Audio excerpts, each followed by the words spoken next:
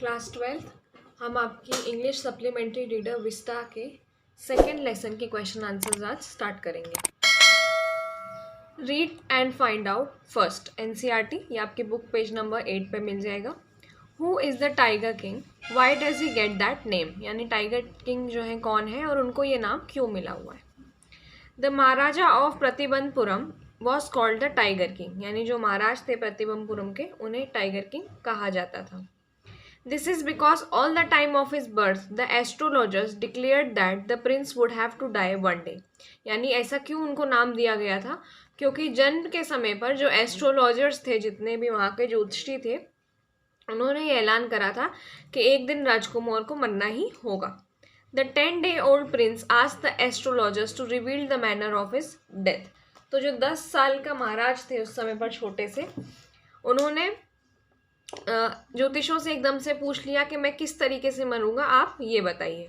The wise man were baffled at this miracle, यानी जो wise man थे उस समय पर, जितने भी थे ज्ञानी, वो सब एकदम से चकित रह गए कि जो इतना छोटा सा बच्चा है ये कैसे बोल पा रहा है। The chief astrologer said that his death would come from a tiger, तो उन्होंने बताया, जो मुख्य ज्योतिषी थे उन्होंने बताया कि उनकी जो मौत है वो एक टाइगर से होगी। The young Prince growled and uttered terrifying words, और जो छोटा सा वो बच्चा था उस समय पर राजकुमार, उसने बहुत बड़े बड़े शब्द उस समय पर बोले। Let tigers beware, he decided to kill the tiger, he thus got the name tiger king, तो उन्होंने कहा कि बाघ, जितने भी यहाँ पर बाघ हैं उनसे कहो कि सावधान रहें, और उन्होंने ये फैसला करा कि वो सारे टाइगरों को, जितने भी वहाँ पर बाघ थे उन सबको मार देंगे, और इसलिए उनका नाम पड़ा tiger king. Read and find out to NCERT, ये पेज नंबर 10 पे मिलेगा। शाही शिशु बड़ा होकर क्या बना, यानी जो रॉयल इन्फेंट यहाँ पे लिखा हुआ है वो क्या था। Crown prince Jung Jung Bahadur grew taller and stronger day by day, यानी जो क्राउन प्रिंस थे, राजकुमार थे, वो हर दिन लंबे चौड़े होते गए, शक्तिशाली होते जा रहे थे। He was brought up by an English Naini and tutored in English by an English man, यानी कि उनका पालन पोषण जो है वो एक अंग्रेजी नानी ने करा था, और जो उनकी अंग्रेजी की पढ़ाई थी वो भी एक इंग्लिश मैन ने आके उन्हें कोचिंग दी थी। He got control of his state when he came at the age of 20, यानी 20 साल के होते होते उन्होंने अपनी जो पूरी स्टेट थी, जो भी राज्य था, उस पर नियंत्रण मिल गया। For an act of self defence, as the astrologers has predicted his death by an tiger, he decided to kill 100 tigers, यानी सेल्फ डिफेंस के लिए उन्होंने क्या सोचा, आत्मरक्षा के लिए, कि एस्ट्रोलॉजर्स ने उन्हें बताया है कि उनकी मृत्यु जो है वो टाइगर से होगी, तो उन्होंने फैसला करा कि वो 100 टाइगर को मार डालेंगे। What will the Maharaj do to find the required number of tigers to kill, यानी जो महाराज थे वो बाघों की संख्या देखने के लिए कि कितने और बचे हैं मारने के लिए, क्या करेंगे। Within 10 years the Maharaj was able to kill 70 tigers, यानी 10 साल में उन्होंने 70 टाइगर मार दिए। Then the tiger population became extinct in the forest of Pratibandhapuram, Pratibandhapuram के जंगलों में जो टाइगर की जनसंख्या थी वो खत्म हो गई। One day the Maharaj sent for the Dewan, और एक दिन महाराज ने दीवान को बुलाया, and told him that he had decided to get married, तो उन्होंने दीवान को बुला के कहा कि मैं शादी करना चाहता हूँ। The Dewan was to investigate if there was a girl he could marry in the royal family of state with a large tiger population, तो उन्होंने कहा जाकर जांच पड़ताल करो कि क्या कोई ऐसी लड़की है हमारे राजघराने में जिससे मैं शादी कर सकूं, जिनके राज्य में बहुत ज़्यादा बड़ी टाइगर की जनसंख्या हो। The Dewan found that the girl from state which possessed a large number of tigers, तो दीवान ने ऐसी जगह ढूंढ ली जहाँ एक ऐसी लड़की थी। The Maharaja killed 5 or 6 tigers each time he visited his father in law, यानी जब भी महाराज अपने ससुराल जाते थे तो 6-7 टाइगर वो उसी समय मार देते थे। Thus he was able to find the required number of tigers to kill, और ऐसे उन्हें जितनी भी ज़रूरत थी उन्होंने उतने टाइगर मारे। He shot 99 टाइगर्स, तो उन्होंने 99 टाइगर्स को मार गिराया। How will Maharaj prepare himself from the 100 tiger which was supposed to decide his fate, यानी कि महाराज जो है वो 100वें बाघ के लिए अपनी तैयारी कैसे रखने वाले थे, जो उनके भाग्य का फैसला करने वाला था, क्योंकि उनको उनकी कुंडली में लिखा था कि जो 100वां टाइगर है वो उन्हें मारेगा। Maharaja's anxiety reached the highest level of excitement when only one tiger remained to be killed, यानी कि जो महाराज के अंदर से उच्चेतना थी एकदम, वो एकदम ऊपर पहुंच गई, क्योंकि अब सिर्फ एक ही टाइगर बचा था उनको मारने के लिए। ही thought of the 100 tiger during the day and dreamed of it all night, यानी कि वो दिन में भी उसी के बारे में सोचते थे और रात में भी उसी के बारे में सपना देखते थे. If he could kill just that one single beast he would have no fear left, यानी कि अगर वो सिर्फ एक उस बीस्ट को मार दे, यानी इतने बड़े जानवर को वो अगर मार दे तो अब उन्हें किसी का डर नहीं रहेगा. It became impossible to locate tigers anywhere, लेकिन बाघों का पता लगाना असंभव हो गया. Maharaja, remembering what the chief astrologer said that Maharaj should beware of the 100 tigers sunk in gloom, और जैसे ही महाराज को पता लगा कि मुख्य ज्योतिषी ने कहा ही था कि 100वें बाघ जो है उससे सावधान रहें, तो महाराज जो है वो एकदम दुखी हो गए. फिर क्या हुआ, एक खुशखबरी आई. Then came a happy news. The villagers ran to inform Maharaj that sheep began to disappear frequently from the hillside village. गांव वालों ने आकर कहा कि महाराज, भेड़े जो है वो गायब होने लग गई हैं.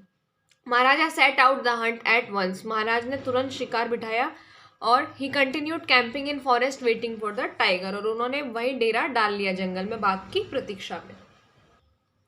What will now happen to the astrologer? Do you think the prophecy was undisputably disproved? यानी अब ज्योतिषी का क्या होगा, और क्या आपको लगता है कि जो उसने भविष्यवाणी करी थी वो गलत साबित हो गई है? In order to save his skin, the Diwan got an old tiger brought from Madras, यानी अपने आप को बचाने के लिए जो दीवान है वो एक बूढ़ा सा टाइगर मद्रास से ले आया था, और जो उसके घर में उसने छुपा कर रखा था, kept hidden in his house. One midnight he drag the tiger to the car and drove it straight to the forest, और एक रात उसने टाइगर को निकाला अपनी कार में और सीधा जंगल की तरफ उसे घसीटता हुआ ले गया. He hauled the tiger get out of the car and pushed it down to the ground, और उसने बाघ को बाहर निकाला और नीचे जमीन पे धक्का दे दिया. Next day Maharaj saw the tiger and took careful aim at it, यानी अगले दिन महाराज जो है उन्होंने टाइगर देखा और उसके ऊपर अपना निशाना साधा, और द टाइगर फेल डाउन, जो बाघ था वो नीचे गिर गया. The Maharaj was extremely happy to kill the 100 tiger, यानी महाराज जो थे वो बहुत खुश थे कि उन्होंने अपने लास्ट बचे हुए टाइगर को भी मार दिया है. Hunters found that the tiger was alive, लेकिन और जो शिकारी थे उन्होंने देखा कि जो बाघ था वो जिंदा था. They did not want Maharaj to know, so they decided to kill it, और वो नहीं चाहते थे कि वो महाराज को ये बताएं, और इसलिए उन्होंने फैसला कर रखा उसे मार दिया. The prophecy was not disproved because the king met his death with the infection caused by silver of the wooden tiger, यानी जो भविष्यवाणी उन्होंने करी थी वो गलत साबित नहीं हुई. क्यों गलत साबित नहीं हुई? क्योंकि आखिरकार जो महाराज थे उनकी मौत हुई, और कैसे हुई कि एक लकड़ी के बाग से उन्हें संक्रमण हो गया उसके कांटे से. However, the astrologer was already dead and could not be punished or rewarded, लेकिन जो ज्योतिषी था वो तो पहले ही मर चुका था, वो बूढ़ा था, और इसलिए ना उसे अब पनिशमेंट दिया जा सकता था, ना सजा दे सकते थे, ना उसको कुछ इनाम दे सकते थे. The story is a satire on the conceit of those in power. How does the author employ the literary device of dramatic irony in the story? जो मतलब कहानी है ये उन लोगों के ऊपर एक व्यंग है जो ऊपर सत्ता में बैठे होते हैं. तो एक नाटकीय तरीके से इसमें किस तरीके से आयरनी का यूज़ करा गया है, यानी किस तरीके से इस स्टोरी को थोड़ा फनी भी बनाया गया है. The tiger king seems to be a simple story on surface level, यानी जब हम पहले देखते हैं तो ये एक साधारण सी कहानी लगती है. The prophecies at the royal Prince birth about the manner of his death make the story interesting but introducing the element of surprise and suspense, यानी जब वहाँ पर सब इकट्ठा रहते हैं जन्मदिन पर उसके भविष्यवाणियाँ करते हैं तो इसके साथ में ही कहानी दिलचस्प हो जाती है और एक आश्चर्य और रहस्य उसमें आ जाता है. But on deeper level, the story is satire on the conceit of those in power. It is usually seen that those in power have too much pride in themselves and what they do. तो ये deeper level पर अगर हम देखें तो एक व्यंग है जो उन लोगों के लिए जो बहुत ज़्यादा पावर में रहते हैं, क्योंकि जो लोग सत्ता में होते हैं उन्हें अपने आप पर एक बहुत ज़्यादा घमंड होता है. The author employs dramatic irony and humor to show the Maharaj and British officers' faults and weaknesses. यानी ऑथर जो है वो महाराज की कमियाँ और ब्रिटिश ऑफिसर्स की भी कमियाँ बताता है. The words of these character carry an extra meaning and they do not know what is going to happen. यानी जो ये words बोलते हैं, जो शब्द ये कैरेक्टर बोल रहे हैं, इनके और भी अर्थ हैं और उन्हें खुद नहीं पता है कि क्या चल रहा है. महाराज resolved to hunt 100 tiger to disprove the prediction of astrologer. यानी जो महाराज है वो मानते हैं कि एस्ट्रोलॉजर जो है उसकी भविष्यवाणी को वो गलत करके छोड़ेंगे और इसलिए वो 100 टाइगर्स का शिकार करते हैं. In his stubbornness he falls prey to a wooden tiger. और इसी जिद में क्या होता है कि वो किसके द्वारा मरते हैं? एक लकड़ी के बाघ के द्वारा. The high ranking British officer more interested in photograph with carcass than hunting himself. तो एक बार हम बीच में पढ़ते हैं कि जो ब्रिटिशर है उसको सिर्फ फोटोग्राफ से मतलब है कि टाइगर की चमड़ी के साथ उसकी फोटो होना चाहिए, उसको ये भी मतलब नहीं है कि उसने खुद ने शिकार करा है या नहीं। The ego of British officer is satisfied when his wife is pleased to get diamond ring sent by Maharaj. और उसकी जो ईगो है, उसके अंदर जितना भी अहंकार है, वो तब पूरा होता है जब उसकी वाइफ को डायमंड रिंग मिल जाती है जो महाराज गिफ्ट के तौर पर पहुंचाते हैं। What is the author's indirect comment on subjecting innocent animals to the willfulness of human beings? यानी जो निर्दोष जानवर है, अब जैसे इस स्टोरी में टाइगर की तो कोई गलती नहीं थी कि उसने बताया एस्ट्रोलॉजर ने, जो भी ज्योतिषी था, कि ऐसे मौत होगी। तो जो निर्दोष जानवर है, हम मनुष्य उनके अपनी इच्छा के अधीन करने के लिए लेखक ने कैसी टिप्पणी इस पर करी है। For centuries, innocent animals have been subjected to the willfulness of human beings. यानी सदियों से जो बेगुनाह जानवर हैं, हम अपनी मनमानी से उनको शिकार बनाते रहते हैं। Man has been killing animals for sport, meat और organs of the body. यानी हम उनको किस चीज़ों के लिए मारते हैं? एक तो हम शिकार के लिए मारते हैं, खेल है क्योंकि वो एक, मांस के लिए मारते हैं, उनके अंगों के लिए मारते हैं। Man advances strange logic to defend is unlawful and cruel act. और इसका बचाव करने के लिए मनुष्य जो है वो गैर कानूनी और अजीब से तर्क देता है। The Maharaja quotes an old saying, you may kill even a cow in self defence. क्योंकि महाराज भी एक पुरानी कहावत कहते हैं कि आत्मरक्षा में तो आप एक गाय को भी मार सकते हैं। Hence he find no object to kill tigers in self defence. तो इसलिए वो कहते हैं कि ये भी मेरी आत्मरक्षा है कि मैं टाइगर्स को मार रहा हूँ। It reveals not only the callousness of human beings, यानी कि ये हमारी निष्ठुरता को बताता है कि कितना बेदिल होता है इंसान, but also their disregard for maintaining ecological balance. और इस तरीके से हम जो पृथ्वी है उसका संतुलन भी किस तरीके से बिगाड़ देते हैं। How would you describe the behaviour of Maharaj minion toward him? Do you find them truly sincere toward him और they are driven by fear when they obey him? Do we find similarity in today's political order? यानी जो महाराज के सेवक है उनका व्यवहार कैसा है? क्या सही में वो ईमानदार हैं या सिर्फ डर की वजह से उनकी बात मानते हैं? और क्या हम अभी भी राजनीति में ऐसी व्यवस्था देखते हैं? A minion is an unimportant person in an organisation who has to obey orders. यानी मिनियन कौन होता है? कृपा पात्र एक ऐसा व्यक्ति होता है जिसका कोई महत्व नहीं होता है और उसे सबकी बातें मानना पड़ती हैं।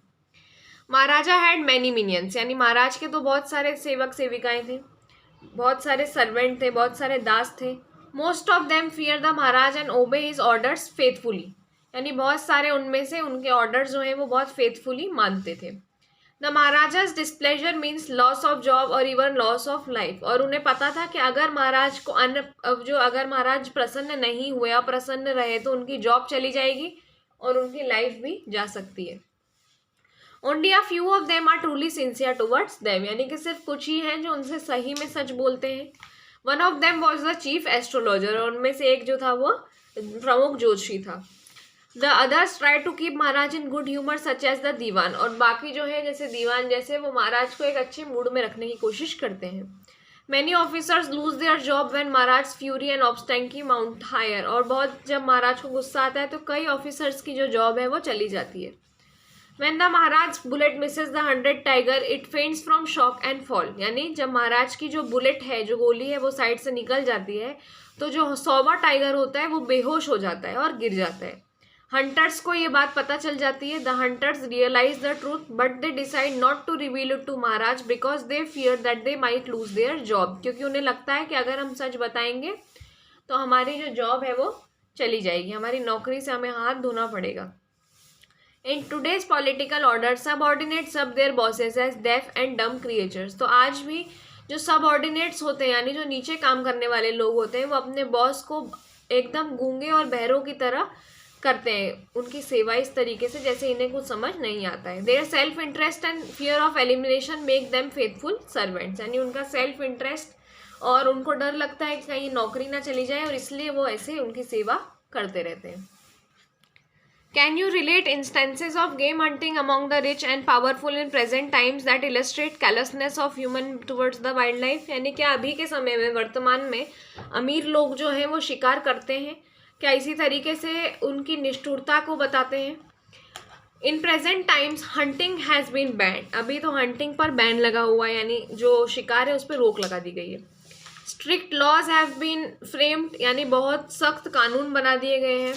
Wild life sanctuaries, national park जो है उन्हें प्रोटेक्ट करने के लिए बना दिया गया है। ऐसी स्पीशीज को जो एंडेंजर्ड है, यानी ऐसी प्रजातियां जो विलुप्त होने वाली हैं, खत्म होने वाली हैं, उनको संरक्षण देने के लिए राष्ट्रीय पार्क बनाए गए हैं।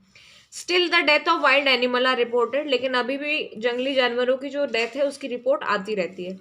Even the names of members of royal family and celebrities indulging in hunting for sport has been reported, यानी बहुत सारे अमीर घर के लोग या बहुत सारे सेलिब्रिटीज ऐसे हैं अभी भी, अमीर शक्तिशाली जो नामी ग्रामी हस्तियां हैं जो अभी भी शिकार में लिप्त हैं, जिनका नाम आता है। Poaching and smuggling is also reported, यानी अवैध शिकार और तस्करी से जुड़ी खबरें भी आती रहती हैं। We need a new system for age of ecology, a system which is embedded in care of all people and also in care of earth and all life upon it, यानी हमें परिस्थितियों के हिसाब से एक नई प्रणाली की आवश्यकता है जिससे पृथ्वी की भी देखभाल हो और सब लोग जो वहाँ रहते हैं उनकी भी देखभाल हो सके।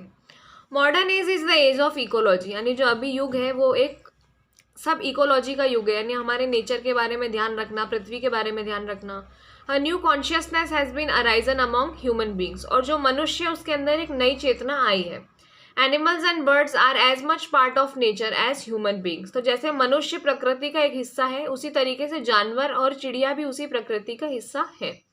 The destruction or haphazard killing of one species may not only lead to its extinction, but it will also adversely affect the ecological balance, यानी अगर हम किसी भी एक प्रजाति को मारते हैं या ख़त्म करते हैं तो ना सिर्फ उससे उनका पूरा सफाया हो जाएगा, लेकिन उससे जो पृथ्वी का बैलेंस है एक बना हुआ वो भी बिगड़ जाएगा। Those animal which serve as food for wild animal will increase in large number if the beast of prey are wiped out, यानी अगर हम जंगली जानवरों को ख़त्म कर देते हैं तो जिन जानवरों को वो खाते हैं उनकी संख्या बढ़ जाएगी। तो इसी तरीके से अगर शिकार का जो शिकारी है जो उसको मारता है वो ख़त्म हो जाएगा तो उसकी जनसंख्या जो है बहुत ज़्यादा बढ़ जाएगी। Each species, howsoever fierce, deadly, ferocious or poisonous, has its own role in the scheme of things, यानी कोई भी प्रजाति कितनी भी डेंजरस हो, कितनी भी जानलेवा हो या पॉइजनस हो, जहरीली हो, उसका कुछ ना कुछ रोल ज़रूर रहता है। We must focus on care of all living being on earth, यानी हमें ध्यान रखना चाहिए कि जितने भी जीव जंतु हैं उनका, पृथ्वी पर जो भी रह रहे हैं, as well as the earth itself and all life vegetative और एनिमल लिविंग ऑन इट, यानी जितने भी हैं जो भी हमारे पृथ्वी पर रहता है उसका ध्यान हमें रखना चाहिए। Steps have been taken to preserve ecological balance in nature and prevent environmental pollution, यानी अब हम कदम उठाने लग गए हैं कि हमारा नेचर का जो बैलेंस है वो बना रहे और पॉल्यूशन कम से कम हो। Unpolluted air, water and food can make all living beings healthy, यानी अगर अप्रदूषित वायु है, जल है, खाना है तो हम सब हेल्दी रहेंगे and enable them to enjoy longer lifes, और हमारे जो जीवन है हम उसे लंबे समय तक एंजॉय कर पाएंगे। तो ये आपके क्वेश्चन आंसर्स जो है ये ख़त्म हो गए हैं।